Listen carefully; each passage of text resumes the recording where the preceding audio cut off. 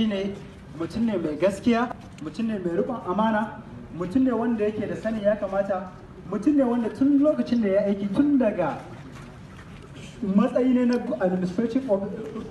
ministry administrator a matsayin gwamna har ya kai director a NNPC under ministry administration har ya kai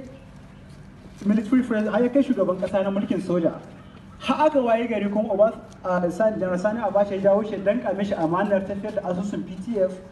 Babu wanda ya taba ganin ya taba jin an ce kobo ɗaya ya bace da sunan Buhari ya karkatar da shi. Daga baya kuma ya zo ga shi shugaban kasa tun da 2015 zuwa yau. Duk surutan da ake daga media zuwa ina babu wanda ya taba cewa Buhari ya ci kwandala guda. Don haka dalili wannan gaskiyar tashi riƙon amana da duk wani abu makamancin wannan shi kaɗai yasa nake son Buhari ba wani abu. Kan ku ga laihina masu manema labarai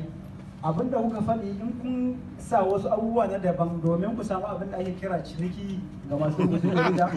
irin su da litros da sauransu ba haka ake ba. Bangaren jami'an tsaro na farin kaya ba su cutar da ni ba su buge ni ba sun bani abinci da duk abin da nake bukata. Ina lafiya lau, babu wanda ya kashe ni, babu wanda ya taba ni, babu wanda ya buge ni. Gwamna da kuke gani nan a yau mun taba zama da shi a wani wurin da aka yi bita